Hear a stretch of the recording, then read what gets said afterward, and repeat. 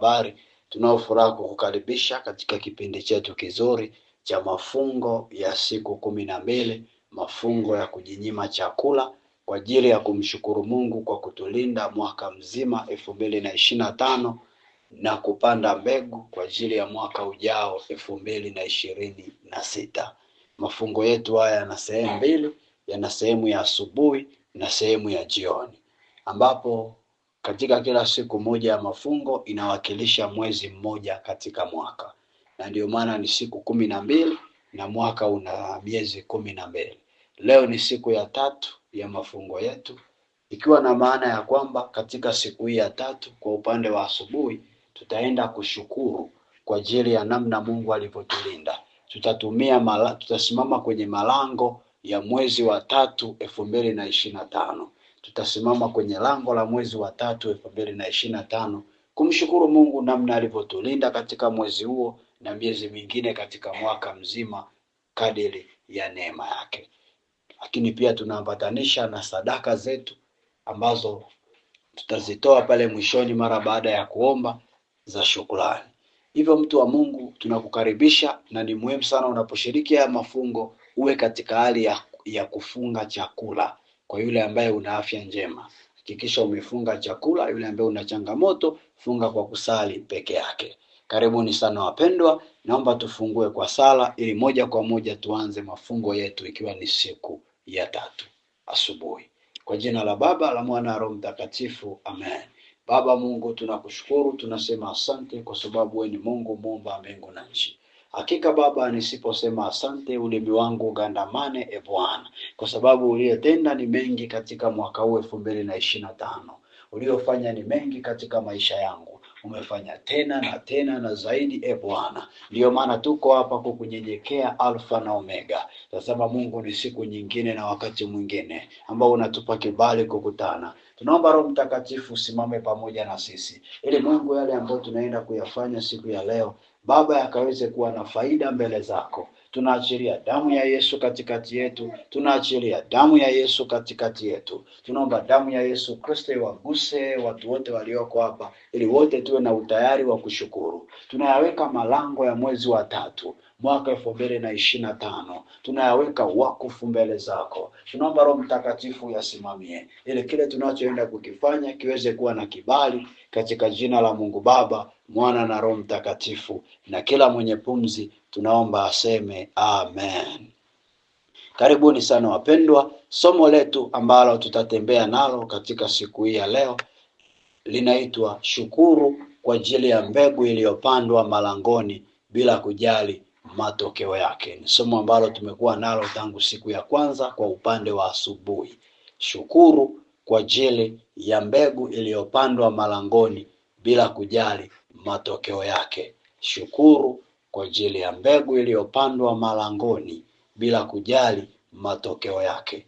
Kwa siku ya leo tunasimamia lile lango la mwezi wa 3, kwenda kushukuru bila kujali ni matokeo gani yametokea. Tutashukuru kama watu wa imani. Andiko letu la msingi linalobeba hili somo ni kile kitabu cha Injili ya Marko sura ya 4 mstari wa 3 hadi wa 8. Kimsingi ndio andiko linalobeba haya mafungo kwa ujumla. Ni kitabu cha Injili ya Marko sura ya 4 mstari wa 3 hadi wa 8. Marko sura ya 4 mstari wa 3 hadi wa 8. Nitaisoma. Sikilizeni, tazama mpanzi alitoka kwenda kupanda. Ikawa alipokuwa akipanda, mbegu nyingine ilianguka kando ya njia, wakaja ndege wakaila. Nyingine ikaanguka penye mwamba pasipokuwa na udongo mwingi, mara ikaota kwa kuwa na udongo haba.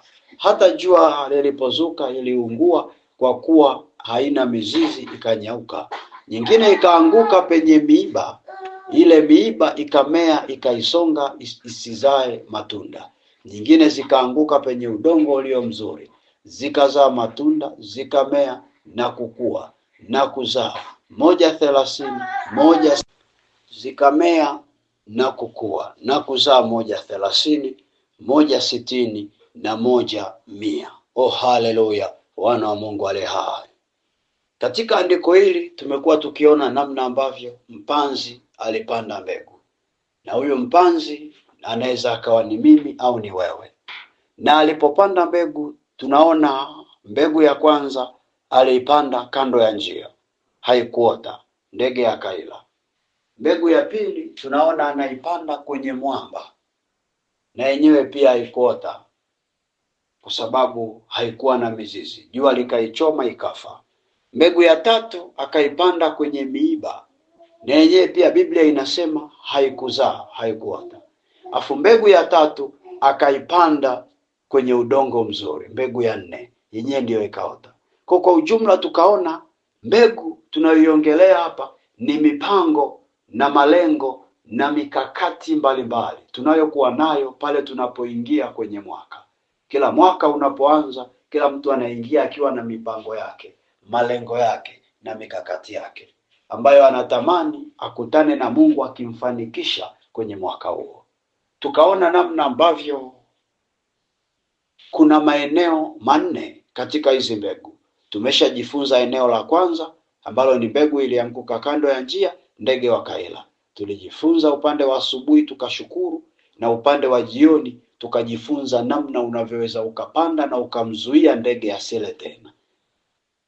Siku ya pili tukaendelea tukaangalia eneo la pili la mbegu iliyopandwa kwenye mwamba ikafa kwa kuchomwa na jua kwa sababu haikuwa na mizizi, na penye pia tukajifunza. Na leo siku ya tatu tunaendelea na eneo hili la pili la mbegu iliyopandwa kwenye miamba ikafa kwa sababu ya kukosa mizizi. Kwa ni eneo ambalo bado tutaendelea nalo siku ya leo. Siku ya pili tuliangalia kwenye eneo la mbegu kupandwa kwenye mwamba. Leo tutaenda kuangalia eneo jingine kwenye pointi hii, lakini tutaangalia kwenye eneo jingine la jua kuunguza mbegu. Leo tutaangalia eneo la jua kuunguza mbegu katika kile kitabu cha Marko sura ya 4 mstari wa 6. Marko sura ya 4 mstari wa 6 inasema namna hii: hata jua lilipozuka, sikia vizuri, hata jua lilipozuka iliungua, na kwa kuwa haina mizizi ikanyauka. Kwa hiyo mpanzi au yule mtu alipopanda ile mbegu, Biblia inasema jua lilizuka, na lile jua kwa sababu lilizuka, kwa sababu liliwaka, ile mbegu iliungua, ilichomwa na jua, na kwa sababu ikachomwa na jua ikafa pale ardhini, maana ilikosa mizizi, haikuweza kunyauka.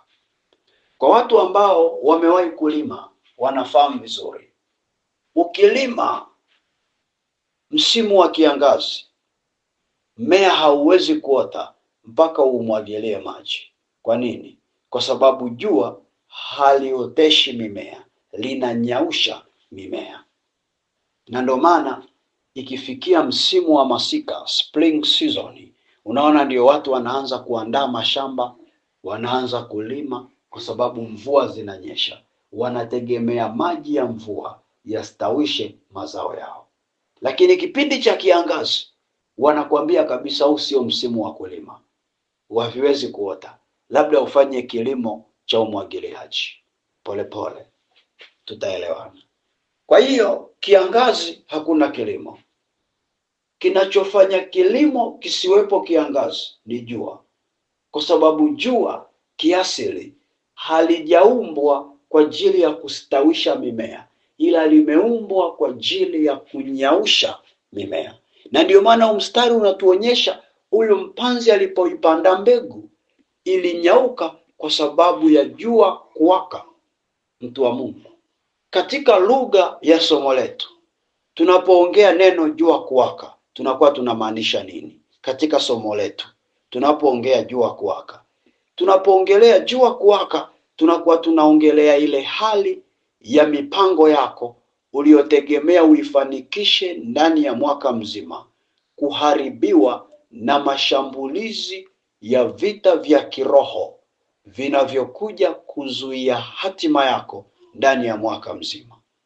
Nasema hivi, tunapoongelea jua kuwaka tunakuwa tunaongelea ile hali ya mipango yako ambayo uliingia nayo kwenye mwaka.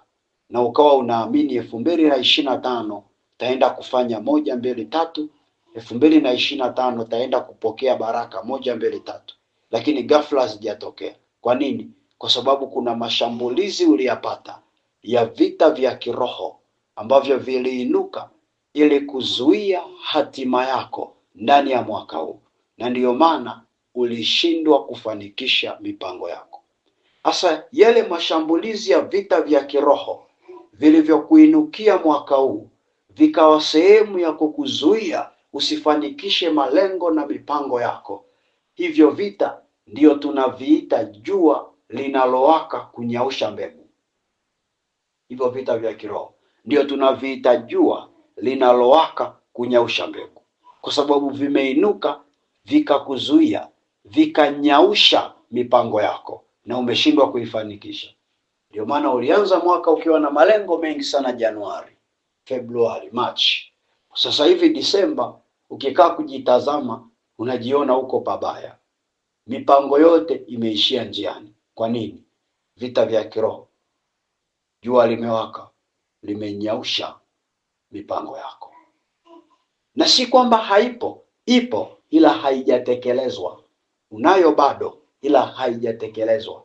Maana kitu kilichonyaushwa ni kwamba kipo lakini kimekauka, hakifanyi kazi. Biblia haijasema jua liliondoa, inasema lilinyausha. Ina maana iliendelea kuwepo ila haikuwa inafanya kazi. Ndivyo ambavyo nawe unaweza ukajikuta bado mipango unayo, bado mikakati unayo, lakini haijafanya kazi. Kwa nini? Vita jua limenyausha. Mtu wa Mungu, sikiliza kitabu cha Waefeso kinavyotuambia. Waefeso 6 ule mstari wa 12. Waefeso 6 mstari wa 12. Waefeso 6:12 inasema namna hii: kwa maana kushindana kwetu sisi si juu ya damu na nyama, bali ni juu ya falme na mamlaka, juu ya wakuu wa giza hili, juu ya majeshi ya pepo wabaya katika ulimwengu wa roho. Kwa tunaona kwamba katika maisha yetu kuna kitu kinaitwa vita vya kiroho, ambavyo tunaambiwa hivi vita vya kiroho ni mashindano kati yangu mimi Mkristo, nashindana na wafalme wa mamlaka, nashindana na wakuu wa giza, nashindana na majeshi ya pepo wabaya katika ulimwengu wa roho. Kwa hii vita ya kiroho ni kati yako wewe na shetani. Hii vita ya kiroho ni kati yako wewe na shetani. Unashindana naye, unashindana na shetani, unashindana na mawakala wake wachawi, unashindana na waganga wa kienyeji, unashindana na washirikina, unashindana nao. Na wote unaoshindana nao haushindani nao kimwili kawaida. Biblia inasema katika ulimwengu wa roho. Kwa kimwili watu wanaweza kaona kuko shwari, ila rohoni kuna upinzani, rohoni kuna zuio. Na ndiyo maana kama we ni mtu wa maombi, linapoinuka zuio kwenye ulimwengu wa roho, unakuwa unafahamu kabisa kwamba hapa nimezuiliwa kwenye ulimwengu wa roho. Unajua kabisa hapa kuna kitu kinanikwamisha kwenye ulimwengu wa roho, nahitaji maombi.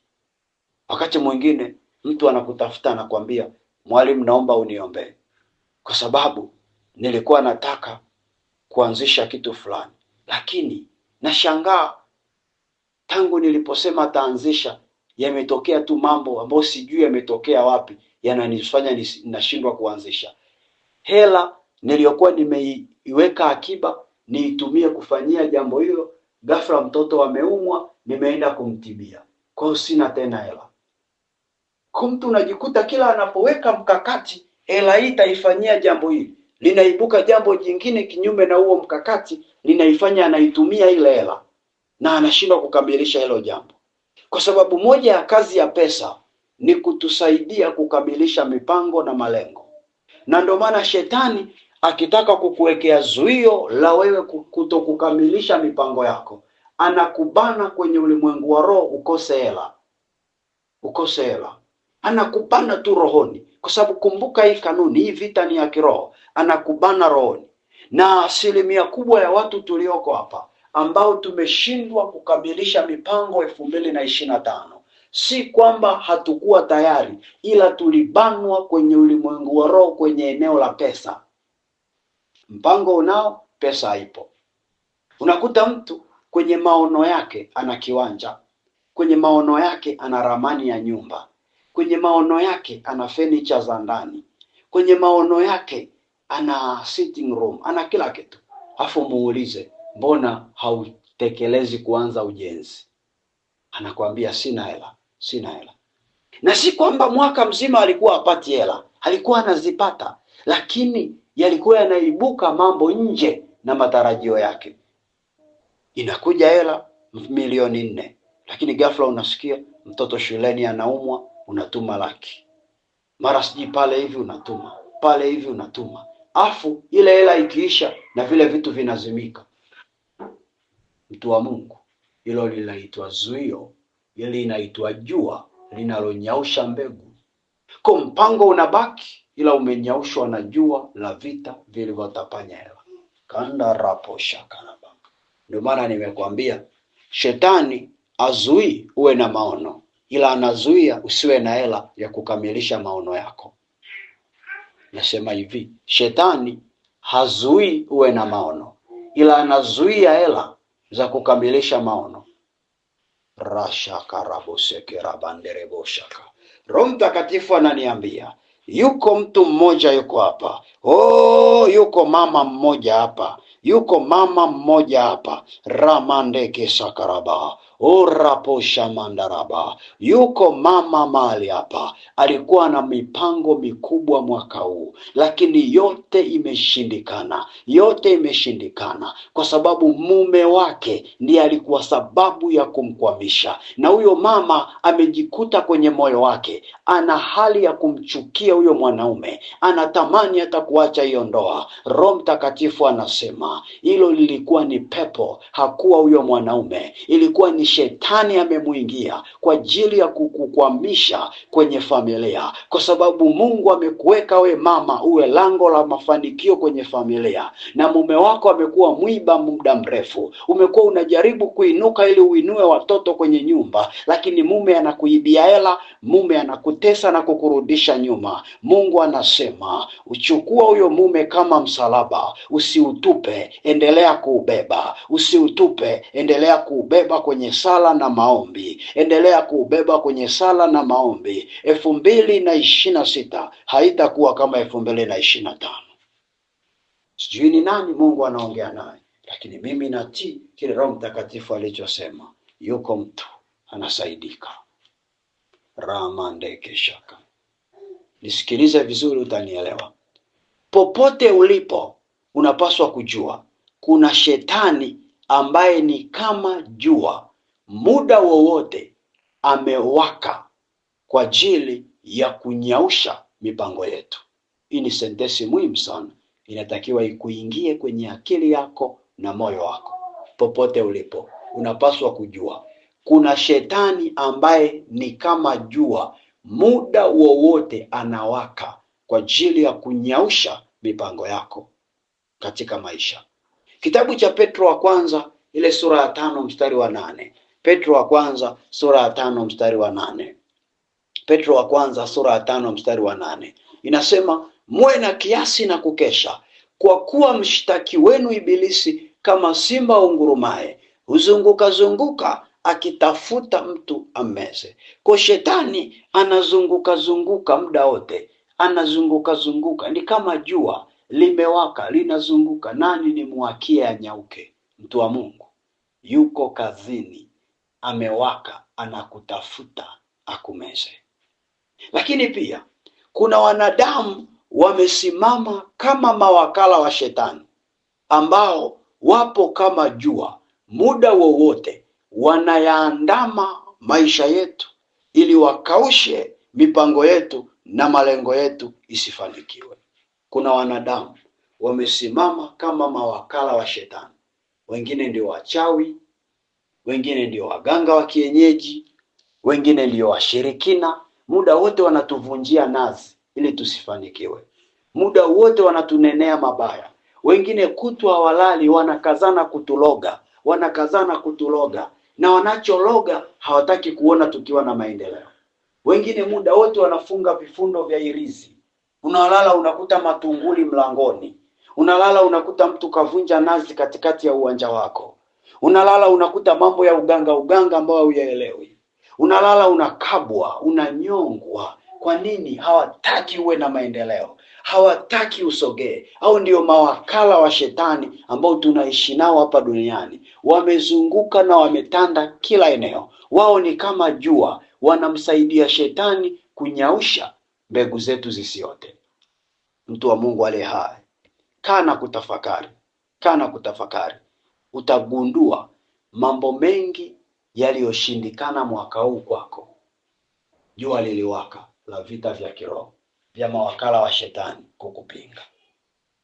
Wewe mwenyewe ndio unajua katika maeneo gani, na ndiyo maana tunataka kusimama kwenye lango la mwezi wa 3 2025 kwenda kumuomba Mungu toba kila mahala tulipolegea, mpaka shetani akapata mlango wa kutupiga. Kwa sababu mawakala wa shetani hawawezi kuloga maisha yako kama hujawafungulia mlango. Lazima kuna mahala ulilegea, ndio maana wakakuloga. Hawawezi kukuvunjia nazi na kweli ukakwama. Lazima kuna mahala ulilegea, ndio maana walipokuvunjia nazi ulikwama. Hawawezi kuja kukukaba usiku wakaweza kukukaba kama umesimama imara kiimani. Ina maana kuna mahala ulilegea, ndio maana walipokukaba walikukaba kweli. Hawawezi kukutamkia laana za kichawi zikawa laana kweli kama umesimama. Kama zimetimia, ina maana kuna mahala ulilegea, ndio maana zilitimia. Mtu wa Mungu, yamkini haukuwa thabiti katika imani, ndio maana adui alifaulu kunyausha kwa jua lake mambo yako 2025. Mtu wa Mungu, unapotaka kupona usitafute visingizio.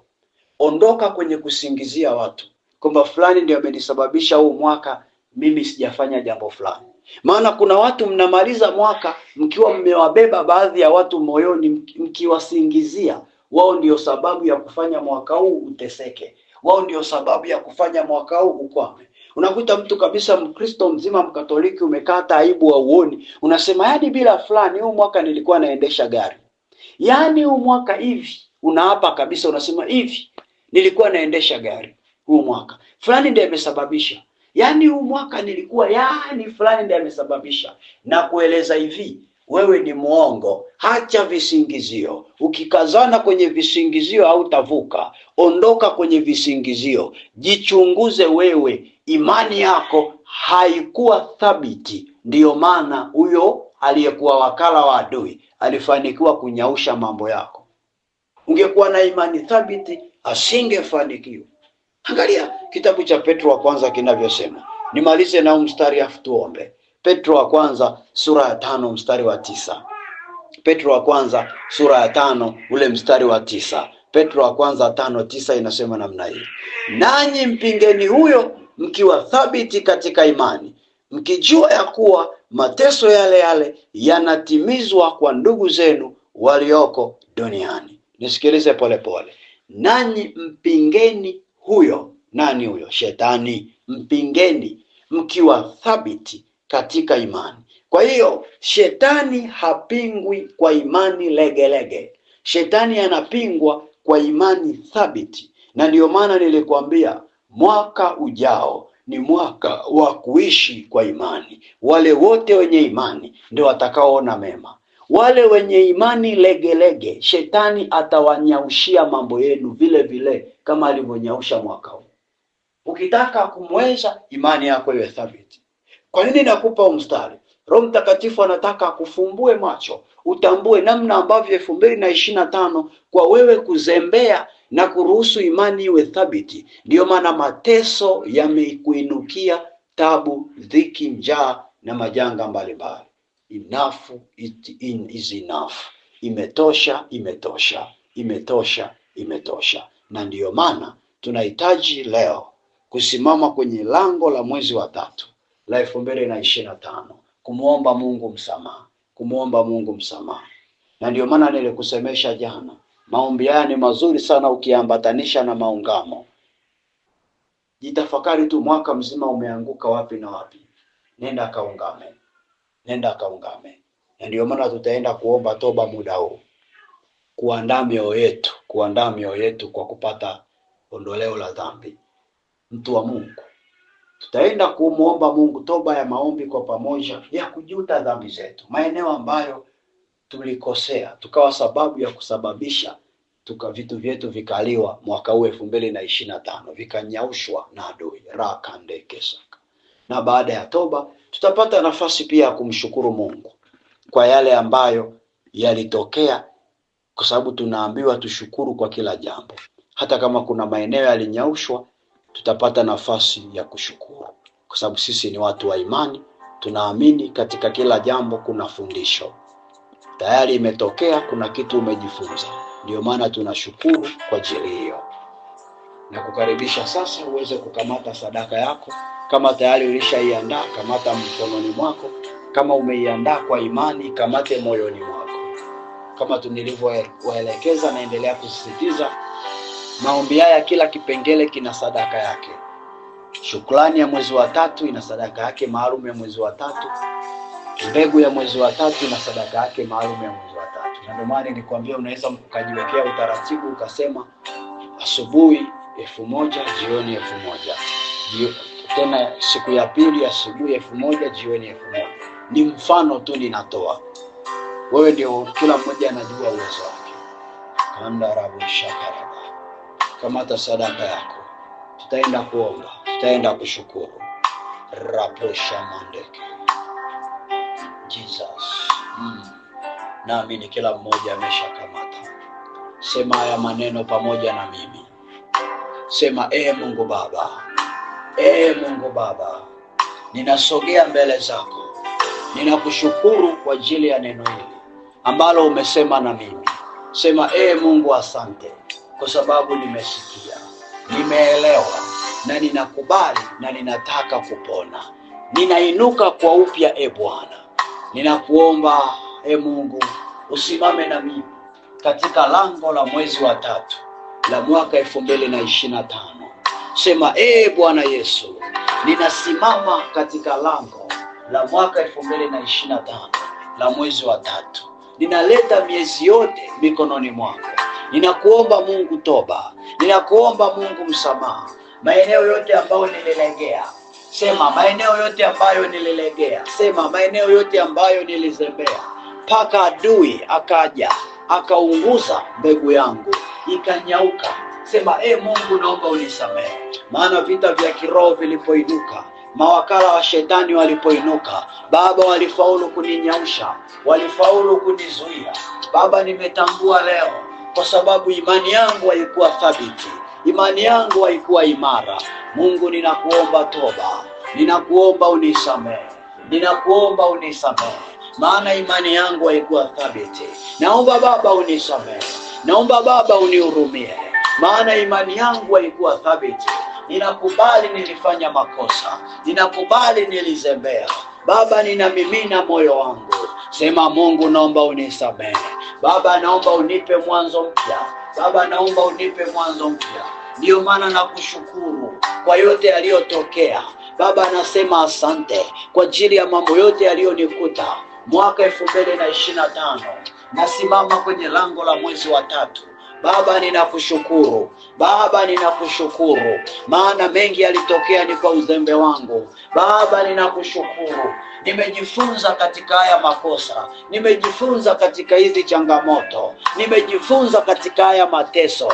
Baba, ripo ramande kesaka. Endelea mtu wa Mungu kushukuru kwa maneno yako. Ripo ramanda raboshaka. Endelea kushukuru kwa maneno yako. Ripo shaka sekirebo. Maana wingu la Bwana limefunguka, anapokea shukrani zetu.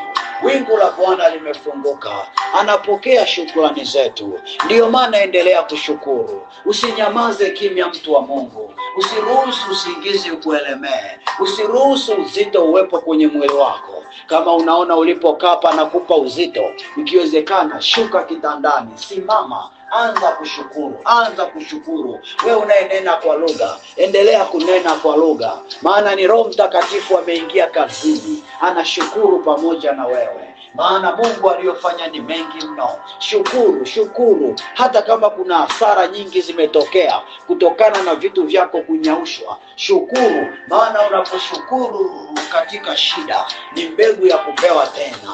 Mungu anachukia lawama, Mungu anachukia manunguniko, na ndio maana aliwapiga wana wa Israeli waliponungunika pale jangwani, walipolalamika.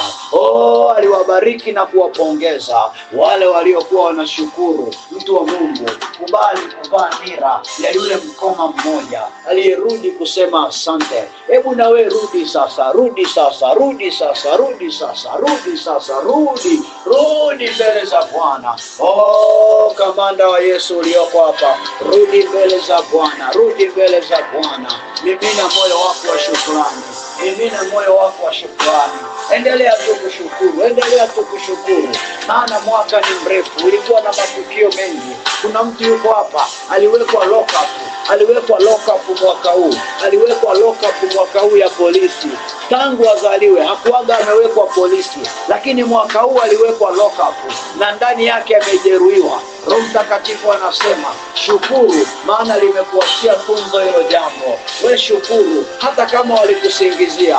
We shukuru, we shukuru, we shukuru. Sema asante kwa Bwana, sema asante kwa Bwana, sema asante kwa Bwana. Ni hasara imetokea, kuna mtu alikutengenezea hasara bila we kutegemea. Sema asante kwa Bwana, sema asante kwa Bwana. Mimina moyo wako, mimina moyo wako. Anda rapo shaka rabaseke, rapo shandaraba. Jesus, libo shanderebo ya pandeketa mayeke. Endelea tu kushukuru, mtu wa Mungu, hata kwa ajili ya kile ulichodhulumiwa. Shukuru mbele za Bwana, shukuru mbele za Bwana. Kile kilichopotea, mazingira ya kutatanisha, shukuru mbele za Bwana. Hata mimba zinazotoka kila mwaka, na hata mwaka huu kuna mimba ilitoka, kuna mimba ulipoteza, shukuru mbele za Bwana, shukuru mbele za Bwana. Usiangalie hasara uliopata, angalia ukuu wa nguvu za Mungu maishani mwako. Usiangalie hasara uliopata, angalia upendo wa Mungu ulivyo mkubwa. Ndio maana wewe shukuru, niende aliyeagiza. Shukuru kwa kila jambo, jitahidi kushukuru, hata kama ndani ya moyo wako inauma, hata kama ina maumivu, wewe jitahidi tu kumimina moyo wa shukrani, ukimwambia Bwana asante, ukimwambia Bwana asante. Rashakande rapande tereboyo rikiriaka temoyo rishakandeketa. Endelea tu, mtu wa Bwana, mpaka ule mzigo ulio nao ndani yako usikie umeachia, usikie umeachia. Endelea tu, endelea, endelea. Hata kama mimi utaacha kunisikia, wewe endelea kusali peke yako, maana ni Roho Mtakatifu anataka usikae naye, ujadiliane naye, ushukuru mpaka mzigo wa maombi uachie ndani yako. Ripotobo yeketa